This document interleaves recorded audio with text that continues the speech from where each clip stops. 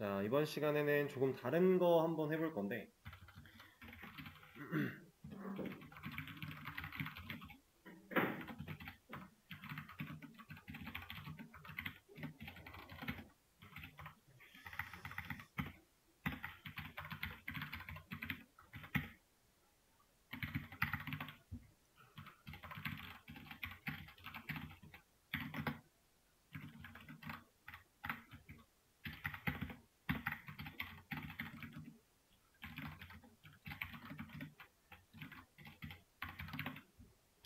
자, 지금 화면에 있는 코드가 실행된다면 어떤 결과가 콘솔에 나올지 예상이 좀 되시죠?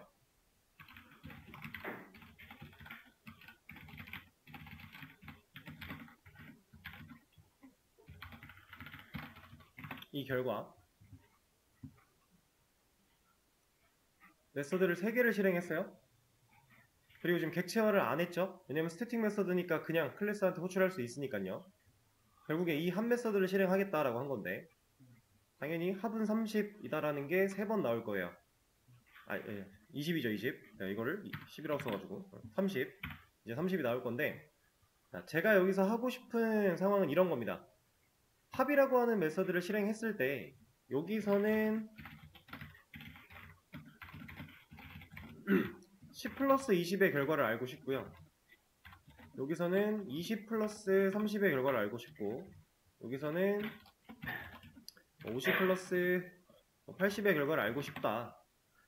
자, 이런 게 가능하게끔 코드를 짜고 싶다라는 상황이에요. 자, 이걸 가능하게 하기 위해서는 어떤 방식을 쓸 수 있을까요? 우리가 지금까지 배웠던 거 활용한다면 이 메서드는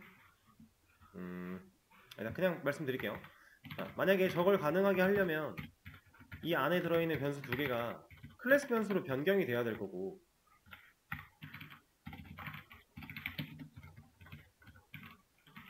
이렇게. 그리고 이 한 메서드가 실행되기 전에 저 변수들의 값을 우리가 넣어줘야겠죠.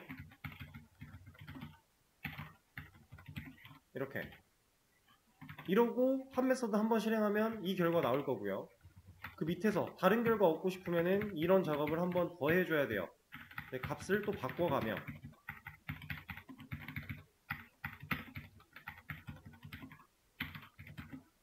이렇게 해야만 우리가 원하는 결과를 얻을 거잖아요. 그쵸? 여기서 이제 클래스 변수와 클래스 메서드를 사용하고 있는 이유는 딱히 없어요. 그냥 인스턴스로 해도 되는데 그냥 하고 있는 겁니다. 우리가 알고 있는 방식으로는 이 방법밖에 없어요. 그죠? 자, 근데 이렇게 안 하고도 할 수 있는 방법이 있습니다.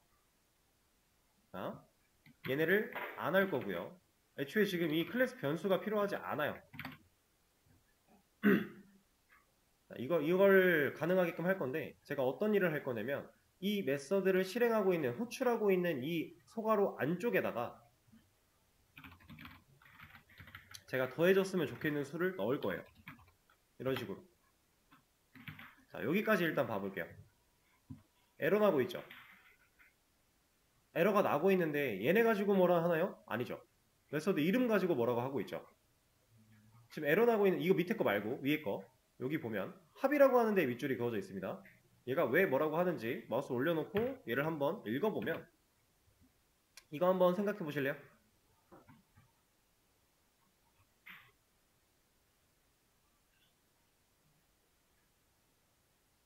자, 얘는 이제 계산기 타입 안에 있는 합이라는 메서드는 이 int 그러니까 정수형 데이터 2개를 받아들일 수 있는 준비가 안 되어 있어 라고 하는 겁니다. 이런 게 되어 있는 애가 없어 라고 하는 거예요. 그래서 지금부터 우리가 배울 개념은 인자랑 매개 변수라는 개념인데요. 자바에서 아주 중요하고 자바뿐만이 아니라 다른 언어에서도 상당히 중요한 역할을 하는 친구들입니다. 인자와 매개 변수. 여기서 말하는 인자는 메서드를 실행할 당시에 해당 메서드에게 넘겨주는 값 부분이고요. 매개 변수는 인자로 넘어온 값을 메서드에서 사용하기 위해 담는 변수예요.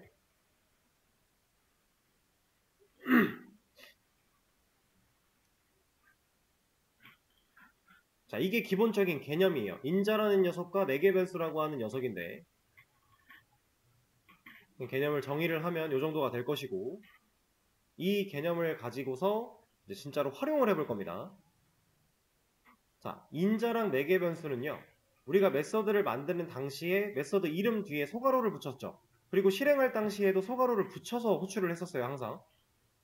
인자, 매개 변수는 그 소괄호 안쪽에 들어가는 녀석들입니다. 자, 근데 이 인자라는 애는 실행할 당시에, 실행은 어디서 해요? 실행은 보통 바깥에서 하죠. 이 해당 클래스, 이 클래스 안쪽에 만들어져 있는 이 메서드를 실행하는 건 여기 안에서 다른 메서드를 실행할 수도 있지만, 그러니까 이런 거는 가능하지만, 예를 들어서 뭐 이렇게 해놨다라고 하면 이 합 안에서 차라고 하는 메서드를 실행할 수는 있지만, 보통 이 경우보다는 여기서 메인 메서드에서 우리가 계속 실행을 하고 있었어요. 그러니까 본인 메서드의 바깥쪽에서 실행할 때, 무조건은 아니지만 그냥 실행을 할 때 그 시점, 이때 소괄호 안에 넣어주는 값이에요. 값. 여기는 값, 우리가 넣는 값이고요. 그리고 이 값을 얘가 여기서 받아요. 여기서 받을 때 어떻게 받냐면, 지금 얘가 말하고 있는 에러 내용을 퀵픽스를 가지고서 보면 첫 번째가 remove argument to match 합이라고 하고 있는데, 합 메서드, 우리가 만들어 놓은 이 메서드 형태랑 맞게끔 매칭할 수 있게끔 argument를 지워줄까라고 하는 겁니다. 자, 여기서 말하고 있는 argument라고 하는 녀석이 인자랑 같은 말이에요. 인자는 우리가 이제 한글로 번역한 상황이 인자라는 단어고요. argument가 원본입니다. 그리고 이 매개 변수라고 하는 녀석도 이런 이름이 하나가 더 있는데, 얘는 파라미터라고 표현을 해요. argument와 파라미터, 이렇게 명칭들이 다 정해져 있어요. 근데 이 argument 같은 경우는 여러분들이 쓰고 있던 메인 메서드 안쪽에 약자가 이미 들어 있어요. args라고 하는 게 arguments를 의미합니다. argument에 s가 붙어 있는 거. 그래서 이 녀석은 왜 이렇게 쓰여져 있냐면, 이 메인 메서드가 실행될 때 우리가 외부에서 뭔가를 넘겨받으면 얘가 받겠다, 그 데이터를 받아서 실행하겠다라는 의미인데, 이 args, arguments를 받아올 공간, 변수를 만들어 놓은 겁니다. 우리가 이 한 메서드도 저런 형태로 뭔가를 만들어 주자면, 여기 안에다가 int 뭐 a 그리고 int b 이런 식으로 만들어 줄 수 있어요. 지금 그러면 얘가 뭐라고 하죠? 얘는 왜 뭐라고 할까요? 지금 매개 변수를, 이게 지금 매개 변수 자리인데 int a랑 b라고 하는 녀석이 우리가 지금 방금 개념으로 정의한 이 매개 변수를 적어 준 건데, 인자도 세팅이 됐고요, 매개 변수도 세팅이 돼서 문제가 없어요, 얘네는. 근데 이 녀석은 뭐라고 하고 있죠? 왜 뭐라고 하는지 가보면 아까 전에 봤던 거랑 동일한 얘기를 합니다. 자, 이 한 메서드는 int 두 개를 받겠대요. 이렇게 만들어진 이 메서드는 아무것도 없는 인자를 수용할 수 없어 라고 하는 겁니다. 자, 그래서 이 녀석도 여기 아까 전에 이거를 안 해봤죠, 아직? 이 상황에서 렉 걸렸어요. 잠시만요. 다시. 이 상황에서 remove arguments to match 합이라고 하면 여기에 적혀있는 이 값 두 개를 지워줍니다. 왜냐면 인자를 지워줄까라고 하는 거니까. 이렇게. 그리고 이 상황에서 두 번째 change method 합 add parameter int라고 하고 있죠. 합이라고 하는 여기에 만들어져 있는 이 메서드를 바꿔줄까라고 하는 거고요. 요 안에 int 타입의 데이터 두 개 받을 수 있는 파라미터, 매개 변수를, 이걸 같은 말이니까 이거를 추가해주겠다라고 하는 건데, 보세요. 눌러보면 추가해줍니다. 여기서 int 값이기 때문에 기본적으로 그냥 이름은 ijk 이런 식으로 쭉 내려가요. 이거는 이제 자바가 제공하는 기본 명칭들인 거고, 자, 이것도 말고 마지막 거 퀵픽스를 좀 보면 create method hop int라고 되어 있어요. 그러니까 int 타입 두 개의 인자를 받아들일 수 있는 한 메서드를 만들어 줄까라고 하는 겁니다. 자, 이 녀석을 눌러보면 이렇게 만들어 줘요. 퍼블릭은 필요가 없으니까 빼버리고. 자, 이런 식으로 퀵픽스를 사용할 수도 있습니다. 자, 근데 중요한 건 우리가 이제 실제로 활용해 보는 거였으니까 여기다가 int a, int b 이렇게 해볼게요. 자, 그리고 이 녀석은 잠깐 주석. 아니다, 얘도 그냥 지금 보죠. 자, 여기서 일어나고 있는 거. 자, add argument래요. 인자 두 개 추가해 줄까라고 하는 거죠. int로. 자, 이거 누르면 여기다가 뭔가 int 값 두 개 넣어줄 텐데 뭐 넣어주겠어요? 네, 00 넣어줍니다. 왜냐면 자바는 스스로 값을 판단할 수는 없으니까 이런 경우에 무조건 기본값 가지고 하는 거예요. 이렇게 해주는 거고, 그 다음에 두 번째 거 change method 그리고 add 파라미터가 아니라 remove 파라미터라고 하고 있네요. 그럼 이 녀석의 매개 변수 두 개를 없애줄까라고 하는 겁니다. 그리고 마지막 create method 인자를 받지 않는 매개 변수가 써져 있지 않은 합 메서드를 만들어 줄까라고 하는 거예요. 자, 이게 이제 인자와 매개 변수의 상관관계인데, 이거 실행을 해보면 잘 나옵니다. 어떻게 동작을 하는 거냐면 이 합이라고 하는 메서드를 실행할 당시에 우리가 인자를 두 개 세팅을 했어요. 구분자는 컴마고요. 정수값으로 두 개를 넣었습니다. 자, 이 녀석이 여기로 들어오고요. 이 녀석이 여기로 들어와요. 그래서 이 메서드 안쪽에서 a의 것과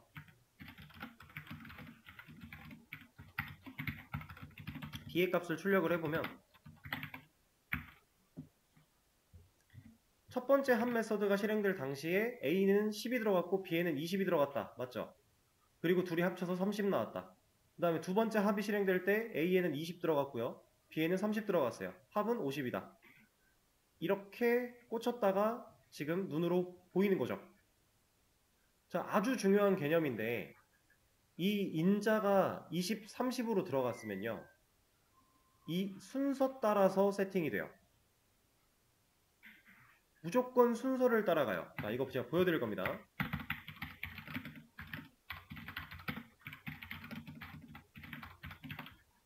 여기는 이제 값으로서 활용을 하는 곳이니까 이렇게 넣을 수 있거든요. 왜냐면 컴퓨터가 어차피 이 메서드를 연산하려면 변수가 값으로 사용된 곳이 있을 때 이 변수가 가진 값으로 이 자리를 먼저 치환한다 그랬죠. 결국 이렇게 되는 거예요, 코드가. 그러니까 우리가 넣고자 하는 값으로서 사용이 가능한 거예요. 자, 근데 얘를 이렇게 보내볼게요. 자, 얘가 여기에 꽂힌다라고 했었는데 아까는, 근데 지금 보면 b라는 이름이 같죠.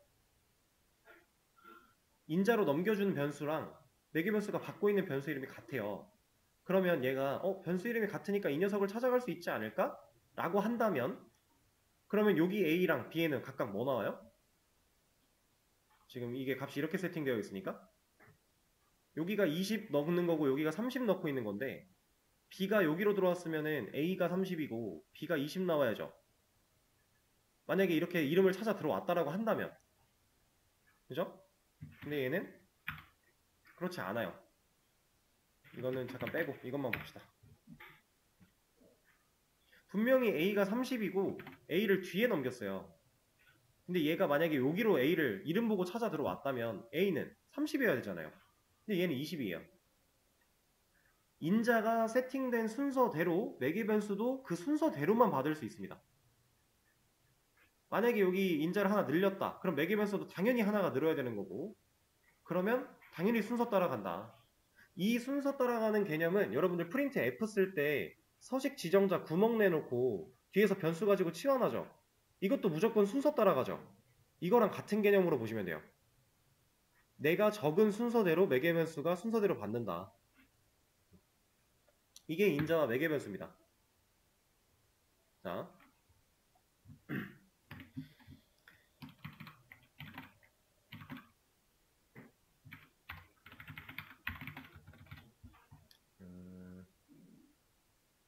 그러면 얘를 잠깐 빼놓고 이거 먼저 한번 봅시다.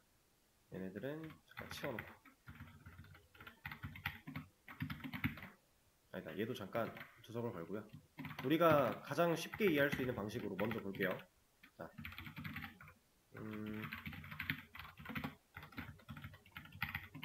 우리 처음 메서드 배울 때 이거 왜 안 되는지 배웠나요?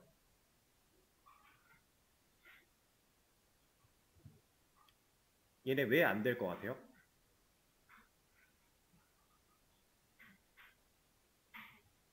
얘가 안 되는 이유는 진짜 원초적으로 간단한 거거든요. 이름이 똑같죠? 자, 우리가 메서드를 호출한다라고 하면 합이라고 하는 메서드라고 했을 때 소괄호를 열고 닫고 세미콜론을 찍으면서 호출을 해요. 자, 근데 동일한 이름의 메서드가 만약에 존재할 수 있다라고 해볼게요.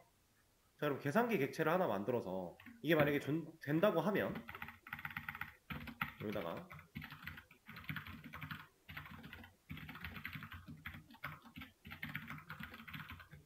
객체를 하나 만들어서 점 찍었을 때 얘를 실행한다 하면 이 녀석 둘 중에 누구 하려고 할까요? 얘는 이게 만약에 가능한 거라고 하면 막 얘는 여기다가 1출력하고 여기서는 2출력한대요. 자, 이게 만약에 가능한 코드였다. 얘가 실행할 녀석은 얘일까요? 얘일까요?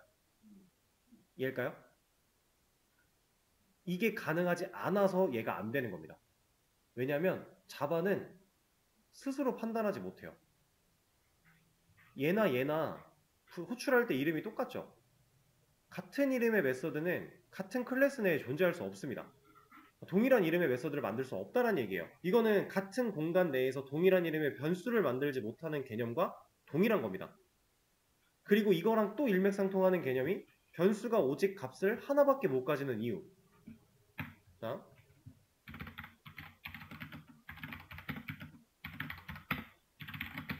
이렇게 하는 코드를 봤을 때 만약에 변수가 하나의 값만 가지는 게 아니라 여러 개의 값을 가질 수 있었다라고 한다면 A라는 공간이 있을 거고 10이 들어있어요.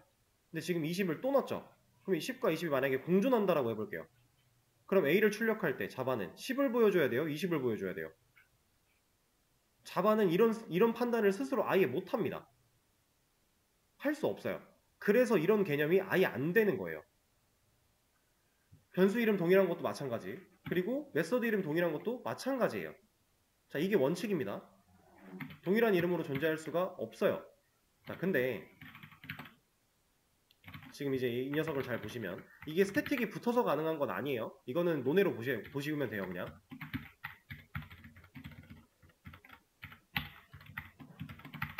아이고, 이게 아니지.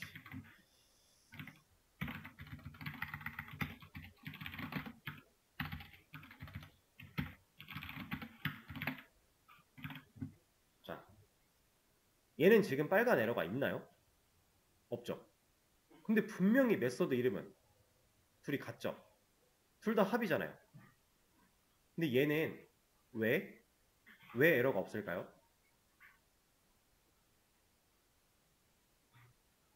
얘가 에러가 없는 이유는 간단해요. 얘는 인자가 없어야만 쓸 수가 있고요. 얘는 인자가 있어야만 쓸 수 있어요. 우리가 인자를 넣지 않고 이 녀석을 실행할 수 있는 방법은 없어요. 그러니까 서로 다른 메서드라고 보는 겁니다. 이름은 비록 똑같지만 메서드라고 하는 메서드 명부분, 합이라는 이름 자체는 똑같지만 이 매개 변수의 개수 차이 때문에 얘는 아예 별개의 메서드가 되는 거예요. 이 개념이 이제 오버로딩이라는 개념인데 아까 전에 제가 오버라이딩 안 돼라고 했던 오버라이딩과 로딩은 다른 겁니다. 아예 다른 거예요.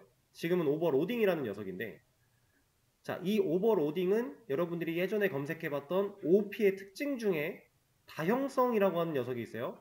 그 녀석에 해당되는 내용이에요. 메서드 이름이 같지만 매개 변수 개수가 다를 때 동일한 이름의 메서드 이름을 사용할 수 있다. 라는 개념이 오버로딩입니다. 그래서 실제로 사용이 가능해요.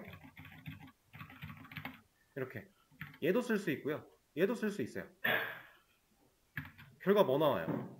이 코드의 출력 결과 한번 예상해 보실래요? 얘는 여기다 넣어줍시다. 아니다. 이렇게 하면은 예상할 게 너무 많으니까 이렇게 여기에 나오는 콘솔에 출력 결과.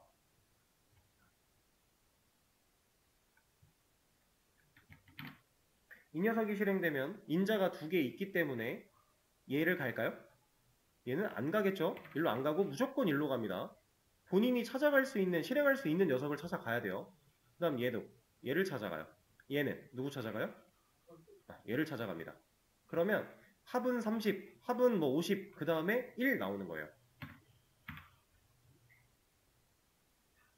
우리가 지금 매개변수 2개 받는 메서드 하나, 안 받는 거 하나 만들어 놨는데 인자를 하나 넘기겠다라고 하면, 만약에 제가 지금 블럭 씌운 만큼을 지우면 에러 날까요? 이건 에러 납니다. 이런 애 없다고. 이런 거예요. 인자가 우리가 메서드를 만들어 놨을 때 매개변수를 구멍을 뚫어 놓으면요, 무조건 얘를 실행하기 위해선 인자가 필요한 거예요. 인자 없이 얘를 실행할 수 있는 방법은 없어요. 나중에 여러분들이 정말 나중에 가변인자라고 하는 걸 배우게 될 건데, 정말 이제 자발해가지고 뭔가 만들어 나가는 수업까지 이어서 가신다면 가변인자라는 걸 배울 텐데 그때만 가능해져요. 그거 아니고서는 없어요. 그래서 이렇게 쓸 수 있다라고 하는 거.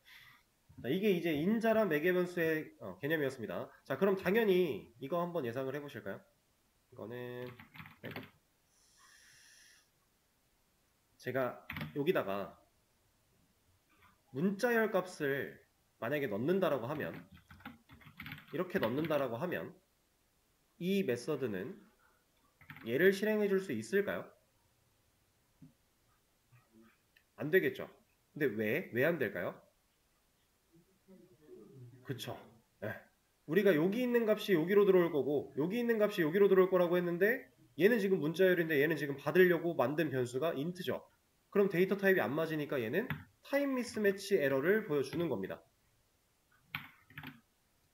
네, 여기서 말하는 거는 이제 메서드 개념 때문에 이렇게 나오는데, 우리가 넣은 인자는 인트랑 스트링이야. 근데 네가 지금 실행하려고 하는 건 인트야. 이건 못해 라고 하는 겁니다. 타입이 안 맞으면 이렇게 뭐라고 해요. 자, 그럼 반대로 여기선 정수를 잘 넘겼는데 제가 이 녀석의 타입을 스트링으로 바꾼다면 반대로 똑같은 에러가 발생을 하겠죠. 이 메서드는 인트 스트링을 받을 거야. 근데 넌 지금 인트를 넘기고 있어. 이거 안 돼. 이겁니다. 그리고 여기에 들어오는 이 변수들, 즉 매개 변수라고 제가 알려드렸는데, 이 매개 변수라는 녀석은요, 지역 변수의 일종이에요. 그래서 여러분들이 생각하는 지역 변수가 가지는 특징들을 얘도 동일하게 가집니다. 거의 다 동일하게 가져요. 그리고 우리가 좀 전에 배웠던 지역 변수는 어디 생긴다? 스택이라고 하는 위치에 생겨난다. 이것도 동일해요. 매개 변수도 같은 위치에 태어나요. 그리고 이 매개 변수가 지역 변수랑 같은 특징을 가지니까 합이라고 하는 이 메서드가 실행되고 끝나는 이 시점에 이 녀석들은 사라집니다. 다른 데서 못 쓴다라는 얘기예요. 자, 보세요. 이 녀석을 위로 올렸다. 올리기 전부터 봅시다.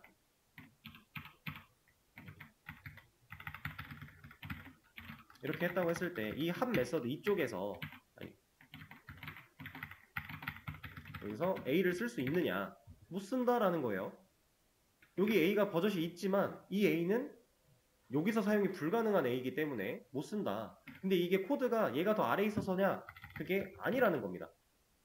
위치랑 상관없이 여기에 있는 이 변수, 매개 변수는 이 메서드 안쪽에서 태어난 지역 변수이기 때문에 다른 메서드에서 사용이 불가능하다.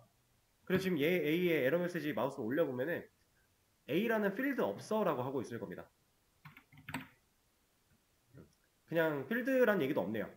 그냥 이런 A라는 변수가 선언 만들어진 적이 없어 라고 하고 있네요. 그러니까 필드로 만들든 지역 변수로 만들든 뭐든 이 변수를 만들어내야만 해 라고 하는 거죠. 자, 그런 개념인데, 자, 근데 이건 또 이런 게 있어요.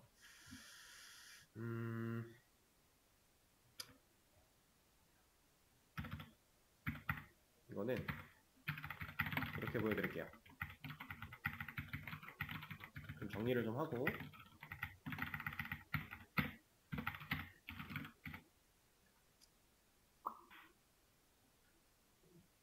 근데 여기서는 사실 그게 안 되겠구나. 여기서 보여드려야겠다.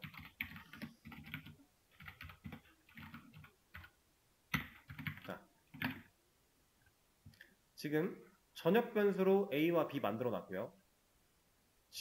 매개 변수로 A와 B가 있어요. 메서드가 실행되면 얘를 바라봐요? 얘를 바라봐요?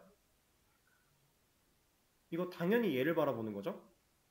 왜냐면 지역 변수도 실행되는 메서드랑 더 가까운 애가, 동일한 이름 중에 더 가까운 애가 있으면 같은 지역 내에서 만들어진 변수가 더 가까운 거니까 이 녀석 찾아간다고 했었잖아요. 이거 지금 이 개념이랑 똑같은 겁니다. 우리 예전에 해봤던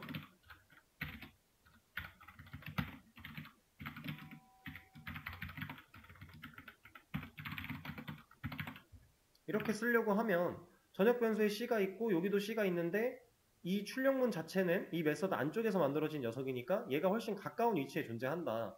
왜냐면 인스턴스 변수는 어디 생긴다? 힙에 생긴다. 근데 이렇게 만들어진 로컬 지역 변수들은 스택에 생긴다. 애초에 영역이 달랐잖아요. 그러니까 이 녀석은 지금 여기서 사용되는 C는 얘를 바라보려고 하는 거예요. 근데 이거를 만약에 전역 변수를 바라보게 하고 싶다? 우리가 할 수 있던 방식이 디스였죠. 여기는 스태틱이니까 또 이 디스가 안 되고 이렇게 쓴다고 하면 이런 식으로 이거랑 똑같은 개념. 매개 변수도 지역 변수의 일종이니까 같은 이름이 전역 변수에 존재해도 메서드 안에서는 얘네를 바라보려고 할 것이다. 그럼 만약에 이 값에서 얘를 바라보게 하려면 뭐 써야 된다? 디스. 색깔 바뀌잖아요. 그죠?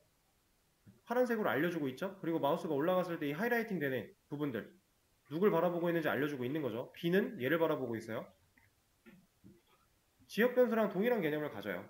근데 지역 변수랑 좀 한 가지 딱 다른 차이점을 느낀다면 우리는 여기서 보여드릴게요.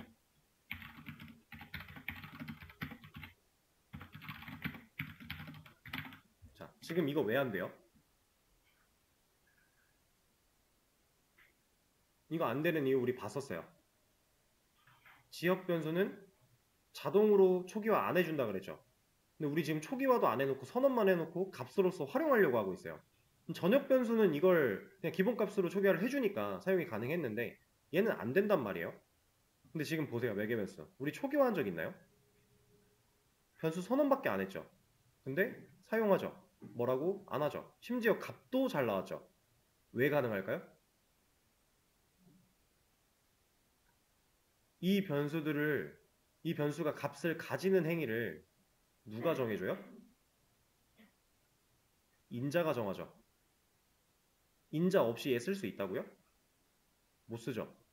그러면 우린 무조건 이 변수에 꽂히는 값을 외부에서, 메서드 외부에서 주겠네요. 이 값으로 초기화가 되는 겁니다. 그래서 얘는 별도의 초기화 없이 선언만으로도 매개 변수를 활용할 수 있는 거예요. 우리가 알고 있던 상식적인 지역 변수의 개념과 다른 건 이거 하나밖에 없어요. 초기화를 변수를 선언하고 초기화하는 과정을 이 한 공간, 같은 공간 내에서 하는 게 아니라 매개 변수는 외부 공간, 메서드 외부 공간의 바깥에서 인자로서 초기화되는 값을 넘겨받을 것이다. 이 개념만 다르다라는 겁니다. 이거 말고는 모든 개념이 다 지역 변수랑 동일해요.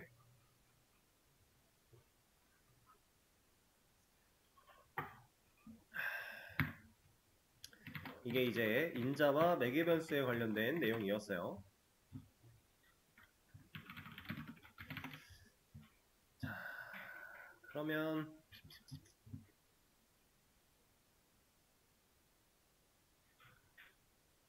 참 이거 하나만 더 봅시다.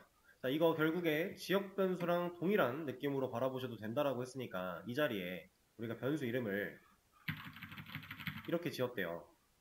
얘를 이렇게 써주기만 하면 상관이 없는 거예요. 근데 당연히 이렇게 안 하겠죠? 얘도 지역 변수의 일종이라는 건 변수 명명 규칙을 따라야 된다라는 거고 이 녀석도 마찬가지로 숫자로 시작할 수 없어요. 안 돼요. 그러면 우리가 변수 명명 규칙에서 상당히 중요했던 부분, 개발자들이 제일 힘들어했던 부분, 내 목적에 맞는 변수 이름 짓는 거, 얘도 당연히 해줘야 된다는 겁니다. 지금 상황에서 좀 더 의미를 부합하게끔 바꿔보자면 이 정도가 되겠죠. 지금 우리는 단순한 사칙 연산을 결과를 얻기 위한 코드를 작성한 거였으니까 이런 느낌으로 매개 변수도 변수처럼 이름 짓는데 신경을 좀 써줘야 된다 라는 거고,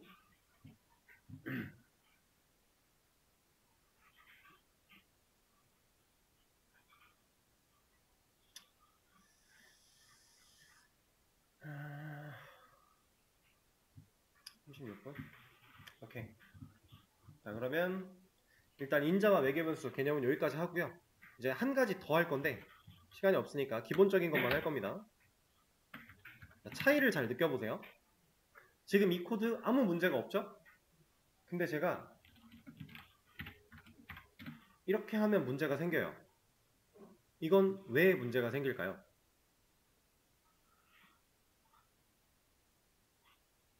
지금 제가 추가한 코드 부분을 여러분들이 알고 있는 개념으로 한번 해석해 보세요.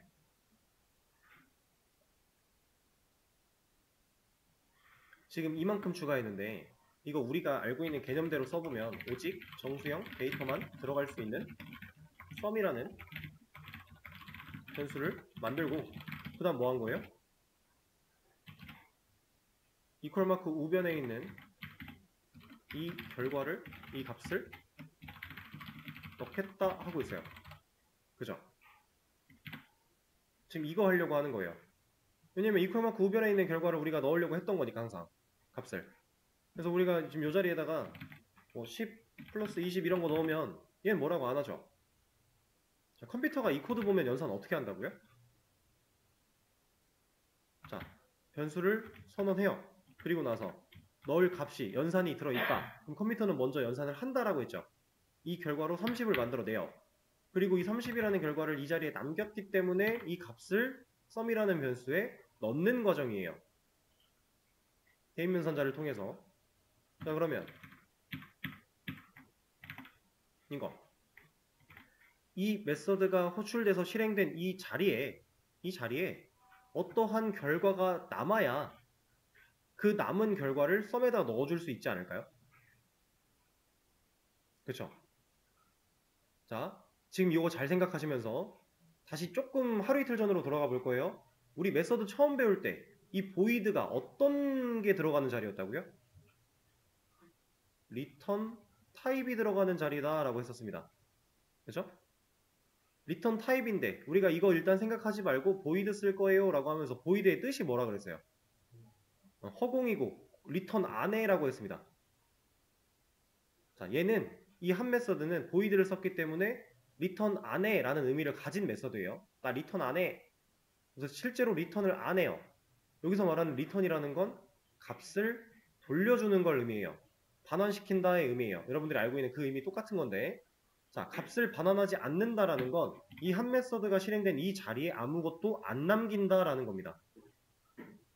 그러면 이 녀석이 이 자리에 뭔가를 남겨야만 변수에 넣을 수 있는데 값이 남아야 되잖아요.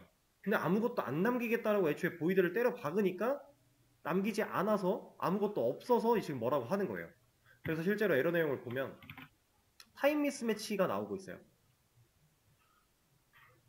보이드가 리턴 안에 공허야, 허공이야, 리턴 없어 이런 의미를 가진다고 했는데 리턴 타입 중에서 보이드라고 하는 타입으로 명시가 되어 있는 거예요. 리턴을 안 한다라는 행위 자체가. 그래서 이게 보이드는 인트가 될 수 없어. 왜냐면 이 자리가 결국 보이드라는 타입의 데이터, 리턴 안에라는 의미가 남을 거니까 그건 인트가 될 수 없다라는 거예요. 그러면 우리가 이 자리에 뭔가를 남겨야만, 인트의 결과를 남겨야만 이 코드가 에러가 없어지겠네요. 그래서 얘가 지금 뭐라 그래요? 퀵픽스가 체인지 바꿔줄게. 뭐를? 리턴 타입을 누구의 리턴 타입을? 합의 리턴 타입을 뭘로? 인트로. 자, 이 녀석을 클릭해보면 여기 보이드 부분을 인트로 바꿔주는 겁니다. 자, 근데 얘를 바꿨더니 갑자기 또 여기서 뭐라고 해요? 빨간 줄이 여기 나왔어요. 자, 이 녀석은 왜 뭐라고 하는지 또 보면 This method must return a result of type int라고 되어 있어요. 자, 이거는 진짜 그냥 간단한 건데 이 메서드는 무조건 int 타입의 결과를 리턴해야만 해 라는 얘기예요. 왜? 나 int 데이터 리턴할 거야 라고 우리가 리턴 타입 박았으니까. 리턴 타입의 보이드는 리턴 안에라는 의미였으니까 리턴을 안 써도 돼요. 리턴이라는 걸 해주지 않아도 돼요. 오히려 값을 리턴하려고 하면 그게 에러예요. 근데 int라고 하는 데이터 타입이 들어갔죠. 그럼 이 메서드의 실행 결과로 정수형 데이터 어떤 데이터든지 간에 정수형 데이터를 리턴할 거야 라는 의미가 이미 내포되어 있는 거예요. 그렇게 만들어지는 겁니다. 그래서 얘가 잡고 있는 이 녀석 add return statement라고 하는 걸 선택을 해보면 얘는 return이라고 하는 키워드를 추가해서 여기다가 써줍니다. 그리고 change return type to void라고 하는 건 다시 int를 void로 바꾼다라는 거니까 돌아가겠다는 얘기죠. 의미가 없어요. 그래서 먼저 첫 번째 거 이걸 해보면 return이라고 하는 키워드가 나타났죠. 그리고 num2가 들어왔는데 이 녀석은 매개 변수가 내가 리턴해야 되는 타입으로 매개 변수가 존재하면 그 매개 변수 중에 마지막 거 그냥 가져옵니다. 근데 만약에 이런 게 없었다라고 하면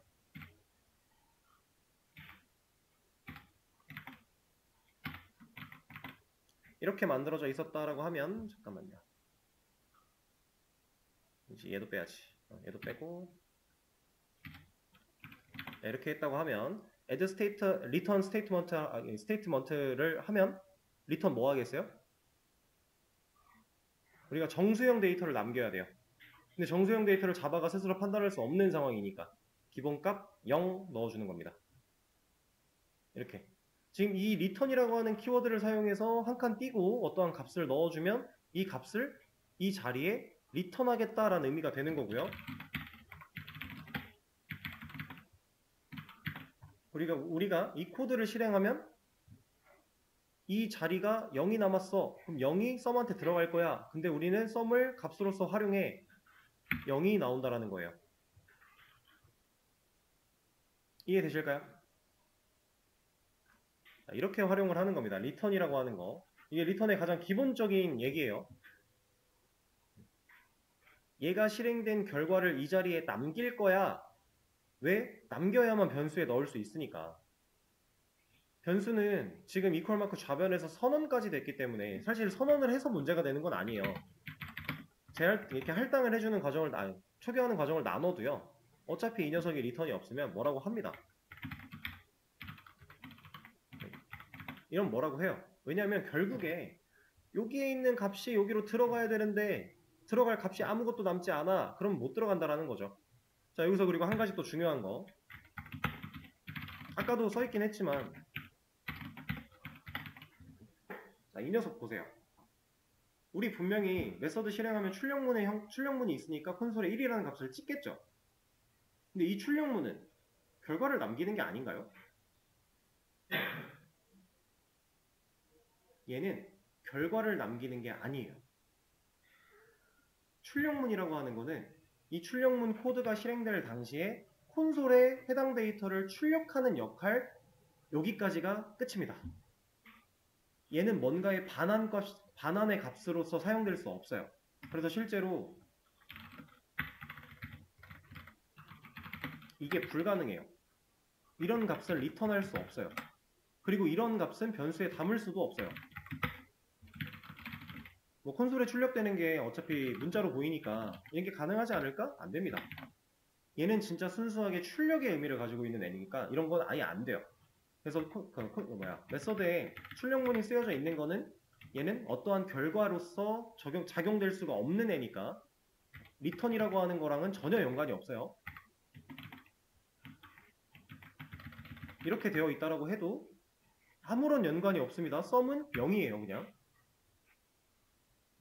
썸의 출력 결과는 0입니다. 자, 그리고 이것도 한번 마지막으로 빠르게 이것까지만 볼게요.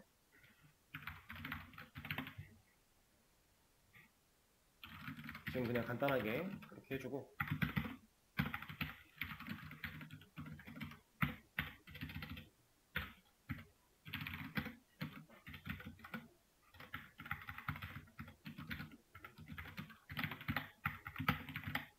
자, 이거 한번 예상해 보실래요?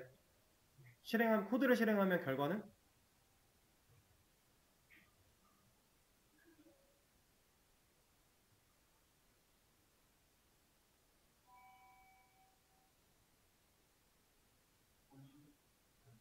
여기에 C는 30 출력 하나 되겠죠?